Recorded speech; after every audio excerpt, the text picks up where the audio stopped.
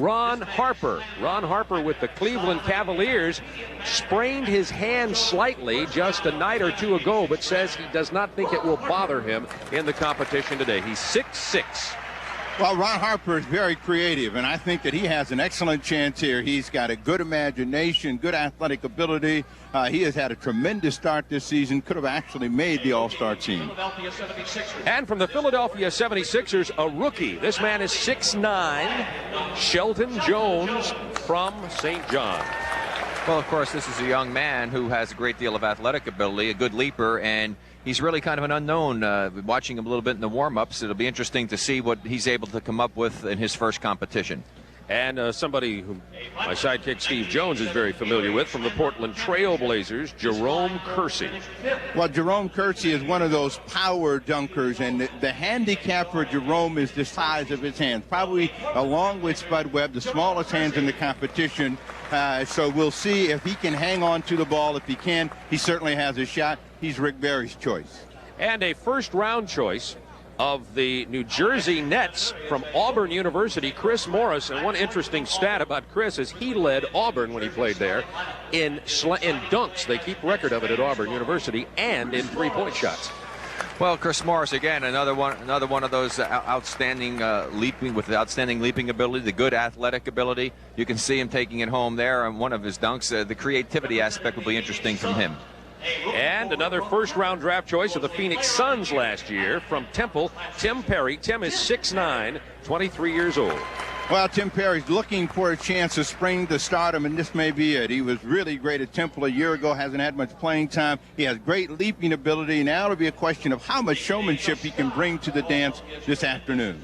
And from the New York Knicks, a power dunker, and among the new entrants, Kenny Walker could certainly put on a display today, and he's really performing with somewhat of a handicap. His father passed away recently. He had to leave a Knicks game to attend to that personal tragic business, but he is back here competing today. And we certainly give our condolences to him, but you can see very athletic, and I watch him in warm-ups. I wouldn't count him out. He's very creative, has the legs flying. He may impress the judges.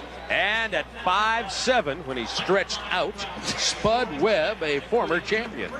Well, I watched Spud. He seems to be at least back on his timing. In the warm-ups, he was bouncing the ball at the right height, catching it and knocking it down. So you know if he gets a good start, he's going to pull everybody with him. We'll see how it goes for the little guy today. And you're going to hear a big round of applause now for the former member of Phi Slamma Jamma, the Houston Cougars, Clyde Drexler.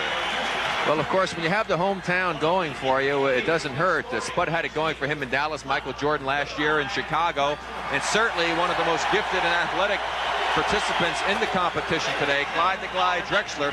And if he can come up with something a little bit more creative perhaps than he did last year, he has a chance to pull this one off. Clyde Drexler, his 5th slam dunk appearance. He's 6'7", which is a nice height for a performer here because it gives him an opportunity to have the appearance, certainly, of hanging in the air. Well, Clyde has some tremendous power on his dunks, and what the missing ingredient that you talked about, Rick, would be that showmanship, that flair. Wilkins spreads his legs and brings the ball down from deep. Michael Jordan hangs his tongue out and kicks his leg out all at the same time. And we haven't seen any of these players acquire that extra quality that makes that dunk look a little bit more special because they all are high wire acts. There's some of the All-Stars who are in town for the competition. They'll be watching and making their own comments from the sideline. Dominique Wilkins among them.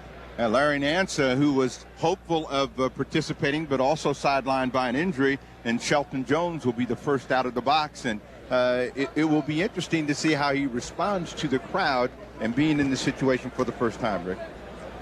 I'm sure that he's got the adrenaline flowing, and you know, he's got nothing to lose. It's a nice opportunity, some good exposure for him. I mean, here's a guy who wasn't even in the league, and now he's made it with the 76ers, and I'm sure he's just delighted to be here.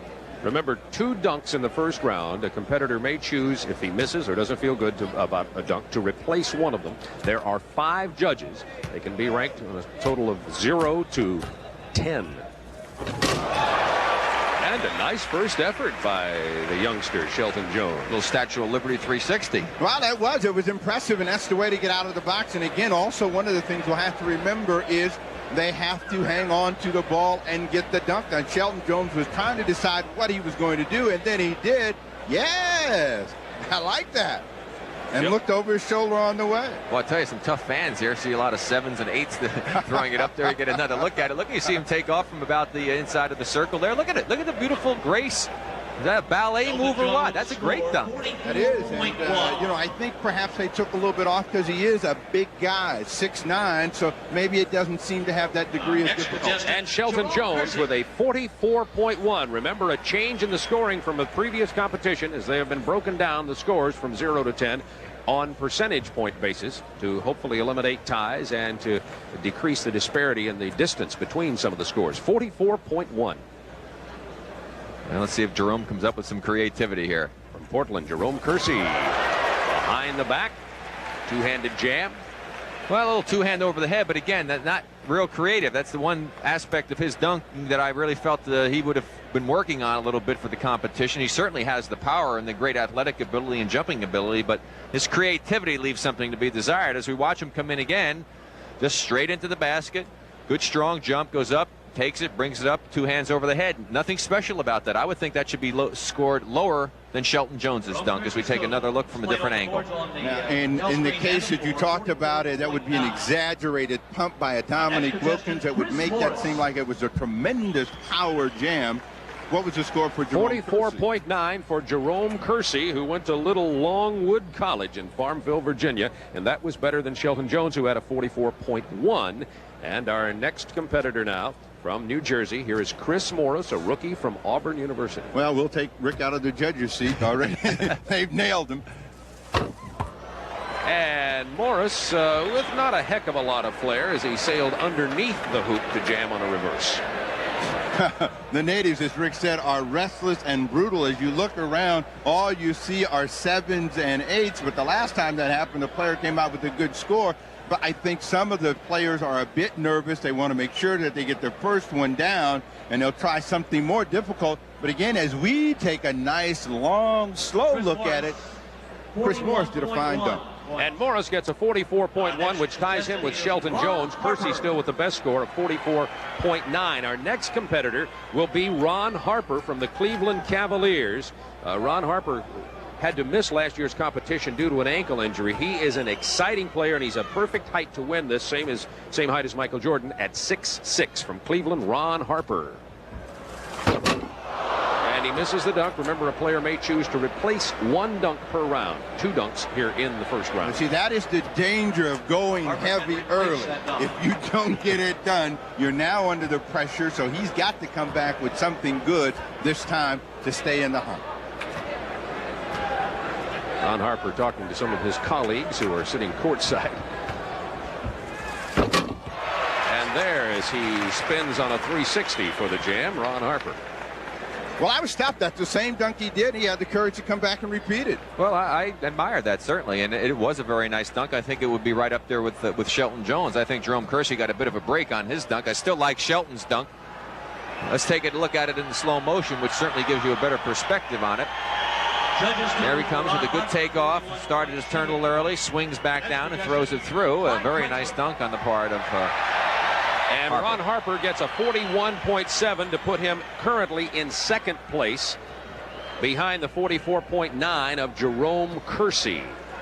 The top 4 scorers will advance to the second round. Did you say 41.7 for Ron Harper? 41.7, and as a matter of fact, that does put him in second place. Now, all of a sudden, Clyde Drexler, who grew up here in Houston, went to high school in Houston, gets a lot of 10s waved from the crowd. 1-9. You know, that's all I know, but you see down in the corner, Clyde started with a tremendous power jam. We'll watch it again. Clyde coming in from the left side. Good strong take up. You see, he gets it the legs up in the air, gives it the big windmill effect, and throws it through. And that's the type of stuff that the judges like and the crowd likes. Just a little bit of that extra flair. And that'll put Clyde Drexler in first place, 46.6 on his first dunk. So it'll be Drexler, Kersey, and Jones in that order right now. Harper is in fourth place. The top 4 will advance. There are 8 competitors in this first round. And another rookie from Temple playing at Phoenix, Tim Perry.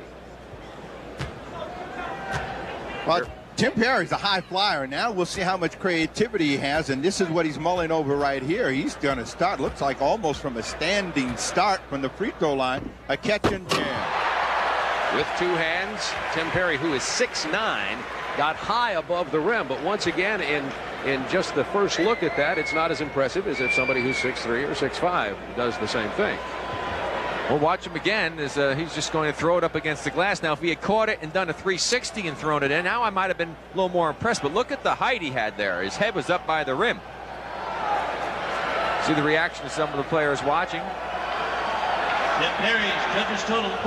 44.4 for Tim Perry. And that will place Perry now in third place as he slides in between Kersey and Jones. So it's Drexler, Kersey, Perry, and Jones. The top four scorers will advance to the second round. And here's a former champion, 5'7", Spud Webb from Atlanta. Whoa! The best of the day in my view. Well, that's a little man. Because of his size, he gets so high off the ground, it just looks so spectacular because it's like he's going up forever. We'll watch him again as he comes in. He's going to do a little turnaround over the head dunk. There's the step, the 2-foot plant. Now he goes up. He's already turning. Look, he's up, still going, and he throws it through. And he dropped it between the legs before he took it back up with both hands. All of the showmanship and degree of difficulty is there on the Spud Webb jam, and let's see how close to the front that pushes him. It puts him all the way to the front. A 46.8 for Spud Webb. Certainly Spud the best. Webb and then Drexler. The best dunk he's done in 2 years. Last year, he didn't come close to having a dunk like that. Last year, I think he was still really trying to get well off of that knee. And here is Kenny Skywalker out of the University of Kentucky and now with the New York Knicks. He is a real power dunker. The top four, as we go into the Walker dunk, are Spud, Drexler, Kersey, and Perry. And that's power. That is power, you know, and a lot of times fans cannot appreciate the power and authority. And again, he would have needed a little bit more exaggeration to bring the oohs and ahs as the fans put up 8s and 10s.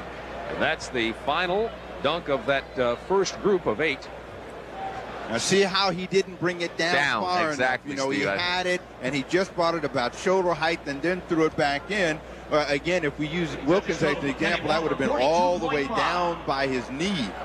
A 42.5 for Kenny Walker. Now that was the first of 2 dunks here in the first round. They will combine the scores in this round to decide which 4 will advance to the semifinals. We start at the top once again. Shelton Jones from St. John's. He had a 44.1 on his first attempt. Well, let's see. He was the first out of the box, and the judging has increased a little bit. Let's see if he benefits from some improved leniency by the judges to go with this 44.1. Oh, I like that one. Cradled it in his arm as he turned underneath the hoop. Shelton Jones, the rookie. There are the judges. Dr. J on the right with the glasses. The judges don't take very long, and Shelton Jones did not take long either. The little rock, and then he goes by, and again, you can see that now Tim Perry liked it. Let's see how much the crowd and the judges liked it. And here is the score on his second dunk, a 45.4. And that will add up to 89.5. Remember, it's cumulative of the 2 dunks in this first round. So 89.5 after Shelton Jones has completed his first 2 dunks in the first round. And now, Jerome Kersey. I don't think he wanted to do it with the left hand, Steve. He made a bad toss that time, but he gets a chance to replace it. It got away from him, and again, that is a problem for a dunker with small hands, and he is going to have to come back with something a little bit more safe. That was impressive, and I think the viewers will be able to see what he did with the ball above his upper body there while he was in the air. That's one of the things that's tough for the judge to see in real time, however. We'll take a look at Jerome Kersey going in again. This is his second opportunity. He's doing an over one. But again, he didn't bring it down. He didn't have the flair. He throws it through. And I'm a little disappointed in Jerome because he really hasn't become as creative as I thought he might have this year. Well, I think he's got it in his mind. But again, he's handicapped by the size of his hand. So he's always worried about making sure that he gets a dunk in. And if he doesn't, and you see his score, 83.9 or 88.9. 88.9. And Remember, Shelton Jones had an 89.5, and the top 4 will advance. We're adding up the 2 scores from each of the first 2 dunks. So Jerome Kersey was edged out by Shelton Jones even after 2. Here's Chris Morris from the Nets. Tried to come in from the left, swing it under the hoop, and jam it from the right. Missed it. He'll get a chance to replace. Well, there's some uncertainty on his dunk when he started in, and that got him in trouble right from the beginning, and now he's got to come back. To better the first 2, he needs a 48.5. Will that get him as high as a 48.5? I agree with you. I don't think it will. The judges have been tough today, but let's face it, so far, with the exception of Spud Webb, we haven't really seen a spectacular dunk so far. Well, I think we've seen some spectacular ones, but that also may tell us, since they've got 4 or 5 of those judges over there that are basketball players, they're not going to let anyone get away with too much. In the past, we've had some other people that may be influenced a little bit more. So Chris Morris gets a 42.1, and that adds up to an 83.2, which would put him right now in 3rd place after the first 3 competitors. And Ron Harper, he can be very exciting. Let's see if he will be. He had a 41.7 on his first, and he had to replace a dunk. Remember, he does not have a replacement remaining. Well, you know, his dunk was just as difficult the second time, and I'm surprised that his score was so low, but maybe because it was the second time, the judges were influenced. He's got to come back strong. Oh, that's pretty strong. Off the glass, opposite side of the rim, and the one-hand jam. And that had to be perfect, because as Steve pointed out, if he blows that one, he's in big trouble. And he had a perfect bounce, and the timing was beautiful. Watch again. The hard bounce now, and look at him have to chase it. That's going very fast, and he's right up there. Perfect timing, crashes it through. That was an excellent dunk. Should be the highest score so far in the competition. He needs a 47.8 to move into first place at the moment. Look at that super slow-mo. Just look at the beautiful timing. He's still up there going up higher, had time to cradle a little bit and throw it through. Great dunk. And Ron Harper gets a 46.8, which gives him 88.5, and that places him after the first 4 competitors 3rd. I thought he might get a little more on that dunk. Now Clyde Drexler, his first dunk, 46.6. And he misses, but does have a replacement dunk coming. And that wouldn't have gotten a big score either. That wasn't very creative. And I'm surprised that the Clyde did try to do something a little bit more spectacular. But now he's got to be careful, but yet still come up with a good dunk. Yeah, he's got to have some numbers on this. He had the 46. He comes back with the same one. And see how the judges do the second time around. For Harper, the judges were not kind. Let's see if they treat Drexler any better. Even the crowd a little tough there. He saw an 8 from his hometown crowd for Clyde Drexler. He gets a... Well, he's got to get at least a 42 to advance as we take a look now. As his head goes by, a nice dunk by Clyde Drexler, and we'll see what the crowd thinks. Ron Harper gives you a little slide grin. And that'll put him in first place with a 47.1 on his second dunk to go with his 46.6 for a total of 93.7, and Drexler is now leading the competition. I'm sorry, I have to speak up. That's the highest score they've given so far, and it was nowhere near being the best dunk of the competition. Didn't even come close to Harper's. You're going to be like Oscar about those officials. They got, ooh, Tim Perry flew. One of the first oohs of the day from my man Steve Jones. That says it. For first place, for Perry to move into first place, he'd have to get a 49.3. Now, Bob, you see what I'm telling you? Competitors never quit. Rick has always been hard on officials. He's hard on the judges today. Oscar's hard on them. As we take a look at Tim Perry, let's see where he takes off from. Just inside the free throw line. And he reached out, stretched out, looked pretty good on that one. Coming right at you. There's the stretch now. He reaches out and throws it through. Nice looking dunk by Perry. He's 6'9", by the way. Tim Perry gets 45.0 on that dunk for an 89.4. That puts him into third place as we're in the competition right now. As we are in this competition, it's Drexler, Jones, Perry, and Kersey, and Spud Webb. A 360 for Spud Webb. And so far, the 2 best dunks of the day have come from the little man from Atlanta. The little man is back. This is going to be real tough on the hometown crowd because, again, we're talking about a guy that is smaller than all of his competitors and who's got his creativity and his timing back. He puts everything on this one, 360, and nails it. But see, the difference is we're watching super slow-mo coming up again. It's a terrific dunk. It's a spectacular dunk for a man of his size. But again, if you were to see this exact same dunk, there's the kick of the legs, which helped a lot. That exact same dunk done by some of these other competitors, I guarantee you the score will not be as high. And Spud Webb gets a 47.7. That's the highest score of the day, as the judges are stingy in 1989, but that'll move Webb into first place ahead of Drexler. It's Webb, Drexler, Jones, Perry right now as we go into the Kenny Walker second dunk of the day.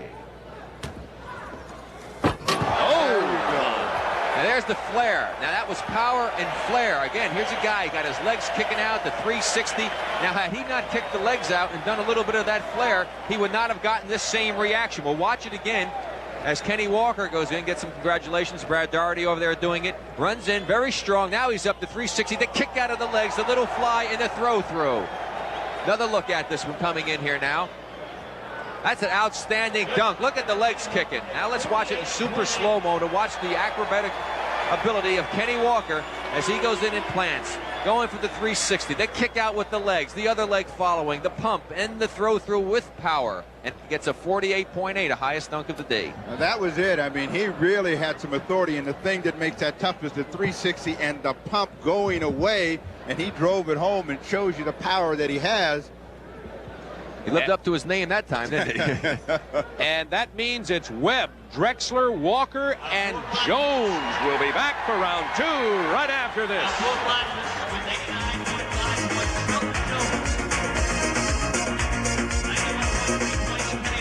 From the summit in Houston, Texas, along with Rick Barry and Steve Jones, this is Bob Neal. We're advancing now to round two in the semifinals of the 1989 Slam Dunk competition. And this is the order of competition: Drexler, Jones, Walker, and Webb. First dunker in the semifinals. Well, you know, this puts the pressure on the hometown guy, Clyde Drexler. He's got to come out of the box with something sensational and put some heat on the rest of the competitors. And of course, if he gets a big score here from the judges who have been leaning in his favor, it could stand him well. Drexler, remember, this is not cumulative. That was nice. Clyde Drexler. On his first, there are 2 dunks in the semifinals also, then 3 dunks in the championship round. What makes this look good, I think, Steve, is the fact that he goes the opposite way. He's going to spin with his right shoulder going back towards the inside. That's not the normal strength way to go when you're a right-hander, and it puts a tough angle on, but he takes it off very strong. Didn't quite get it through without catching the rim, as you can see, and gets a 47.3, I believe, on that as he comes back in again with another look at it. Didn't quite get the elevation I think that he would have liked to be able to throw it through stronger. Clyde Drexler with a 47.3. That's his highest score of the day. Remember, the scores from the first round do not advance.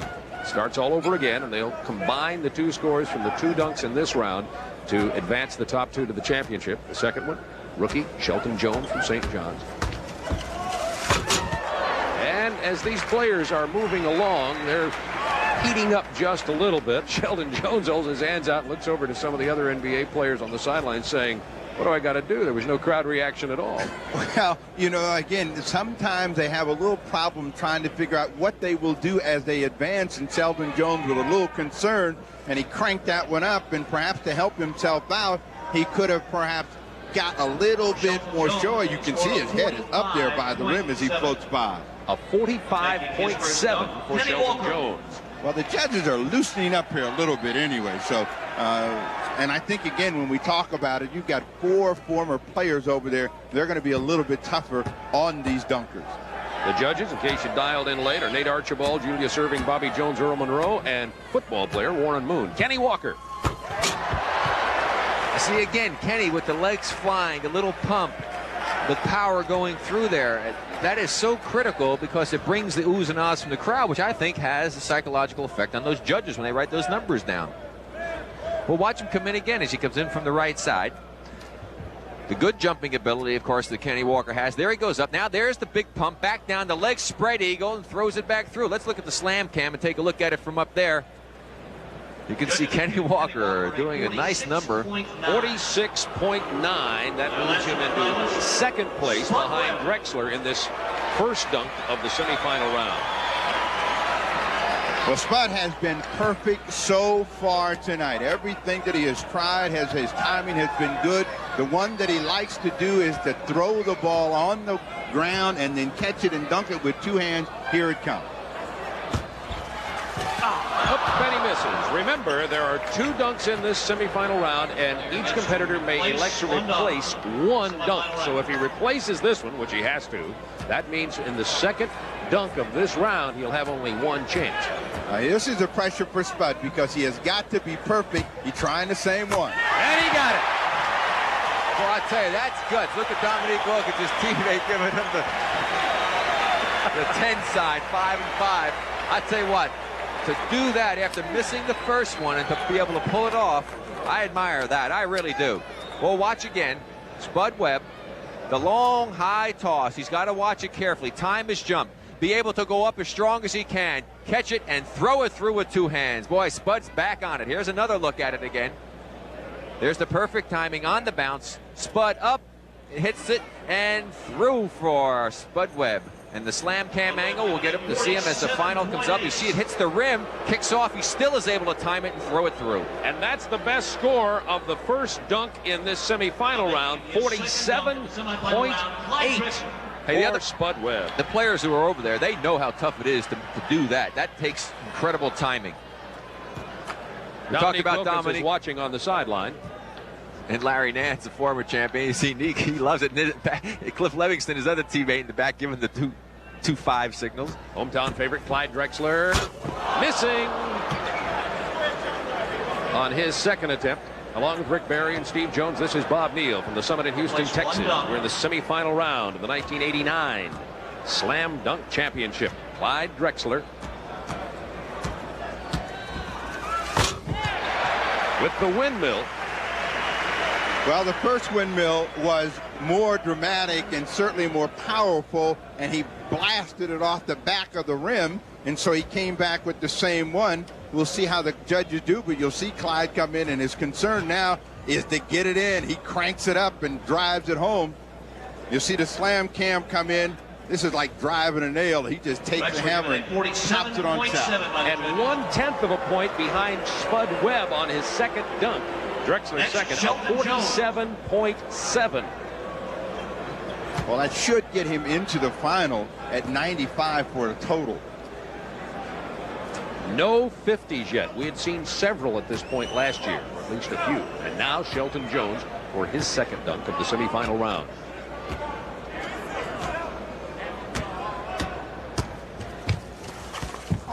And Shelton Jones missing. He'll have an opportunity for the replacement. And that's got to be tough, a little embarrassing to hit the deck after the dunk. Rim 1, Jones 0.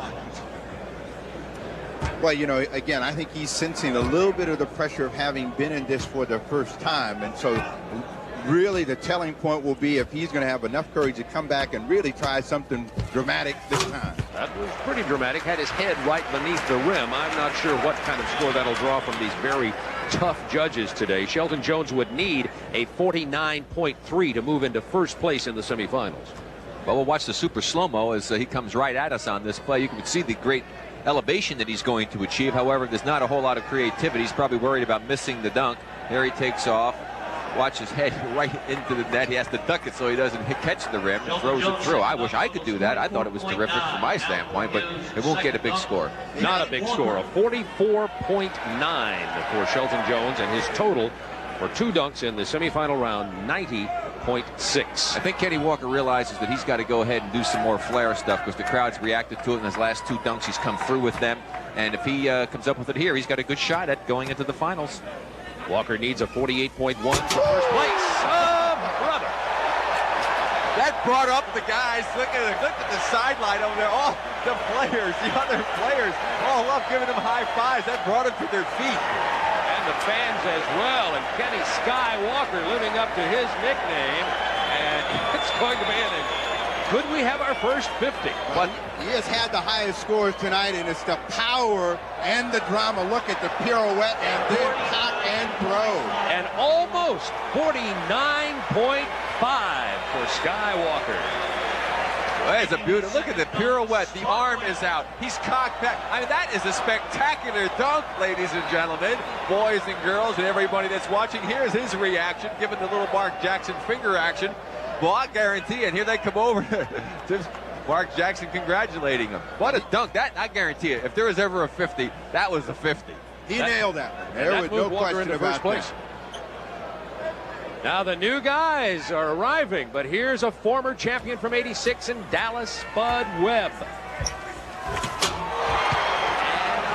After his more spectacular previous dunks and following Kenny Walker, how the judges will react to that. Spud Webb needs a 42.9 to move into first place. He may very well get that. That is the key. Following the spectacular power jam that Walker put down, this looks a little ordinary even for the little man. And you see another look. It's still a spectacular effort as he cocks and drops it over his head. He gets a 44 as we take another look. Notice the height for Spud Webb. Hey, he's got to get the height, otherwise he can't dunk it, fellas. With 95 points, so Spud Webb does not advance with his total of 91.8. It will be Kenny Walker and Clyde Drexler as Walker's spectacular move bumps Spud Webb. He will not advance. It is Clyde Drexler and Kenny Walker. They will come to the middle of the court now for a coin toss to determine who will go first in the championship round. Well, I'll tell you right now, Steve, Bob, if I had to pick a winner right now, they didn't go to this next round. I mean, Kenny Walker, far and away, has been superior to Clyde Drexler, and Clyde is going to have to come up with a lot more to be able to pull this off. Coin toss at the center of the court to determine who will go first.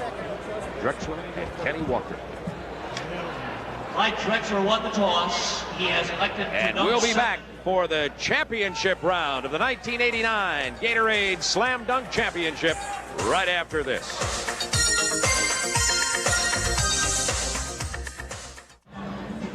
And we're back as you see Moses Malone, Derek Harper, Michael Adams looking on from the sideline, Patrick Ewing, and over here at the TBS table, along with Rick Barry and Steve Jones, it's Bob Neal. And we are now down to the piece de resistance of All-Star Saturday. The Legends game has taken place, the long-distance shootout, and now we're down to what most of the folks come to see, and that's the one-on-one duel for the championship of the slam dunk, and it is Kenny Walker and Clyde Drexler. Sky Walker will go first. You see Walker, Steve, over there talking with Dominique, who was giving him some pointers as to what he should come up with. Patrick Ewing talked to him. Everybody seemed to be giving him do the double clutches, give some pump fakes. He's got more information than he ever wants. Well, he's got his own catalog, and he's got the momentum going after a slow start. He is built. Let's see what he comes up with this time. Kenny Walker, two-hand 360. And his teammate Patrick Ewing jumped to his feet on the sideline, but Ewing's a little bit prejudiced, I would say. Remember, in this round, each competitor gets 3 dunks and may replace 1. Now, on this dunk that Kenny Walker came up with, he did the good double clutch move. Again, he's got those legs flying out there. Look, there's the spin move. Brings it down, now up the legs spinning, twirling, and throws it through with authority. And that's what's so impressive about Kenny Walker as we watch from another angle here, a little bit higher. Here is the run in. Now he hits the takeoff, the beautiful spin. There's the legs spinning, pulling him around, and he throws it through again with that great authority. Very impressive debut for Kenny Walker here in the slam dunk. It'll be a challenge for the other competitor, Clyde Drexler, a 48.9 on the first dunk. Today, we have yet to have a 50 score, and usually there are several. Remember, this year we have gone to the decimal system, and that is definitely, I think, reducing the numbers of 10s that are being handed out by the judges. Well, we're going to see what happens as Drexler takes a little time to count it off. He may go back to the end of the runway and do the dunk that Dr. J made famous and Michael Jordan refined. As we take a look at all of the players, the crowd is going to respond to this, and we'll see just how high the glide can fly today. Sellout crowd at the Summit in Houston. Clyde Drexler versus Kenny Walker for the 1989 Slam Dunk Championship.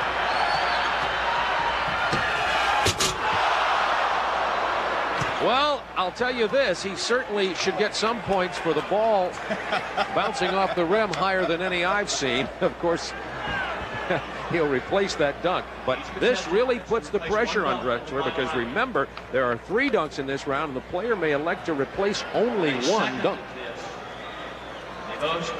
Well, we're watching him again. Now, I don't know why he dribbled the ball so much. Now he starts to finally run and get his momentum one step inside, had the knees up, just didn't quite have enough elevation, perhaps an inch difference. Kenny Walker had a 48.9 on his first dunk. Walker out of nowhere to really enthrall this crowd today. Here's Drexler. Well, he's going to run now.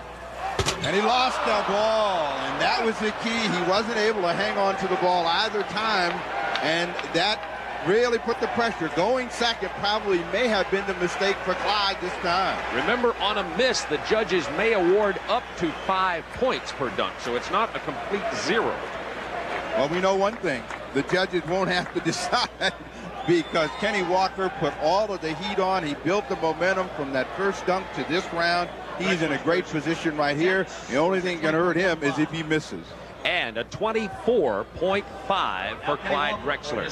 From the Summit in Houston, Texas, ready for the second dunk of the championship round of the 1989 Slam Dunk competition. Kenny Skywalker out of Kentucky via the New York Knicks.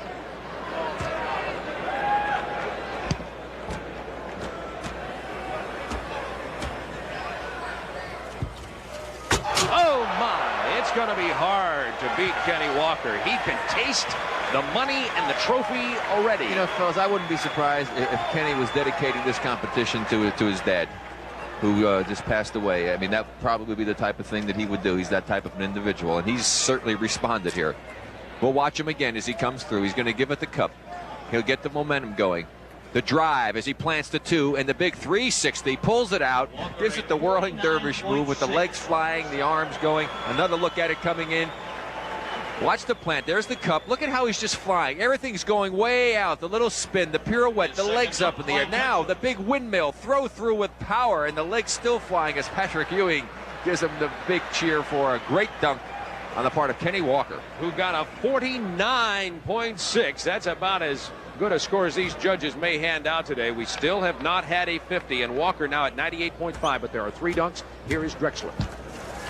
Well, he's certainly a lock now as Clyde misses right there. He missed a lot down the stretch, but I think, again, it was just the power and the consistency of Walker from the first round right on through.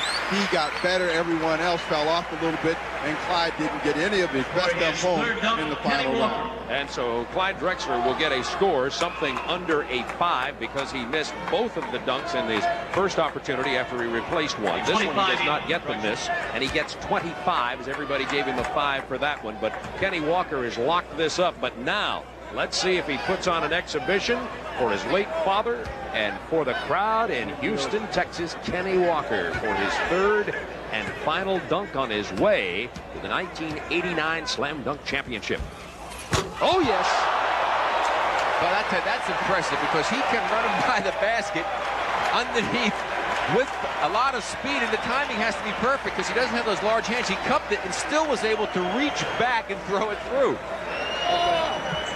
Well, you see Kenny Walker, who is our winner, the only one to start in the corner today and to come up from the underneath side of the basket, look at the head, get it out of the way, and then he drives it home. And the thing that's been so impressive about Walker, the hands, the leg, the showmanship that we talked about, the total package plus the power, he drives it home, and there's no question who is the top dog here at the Summit.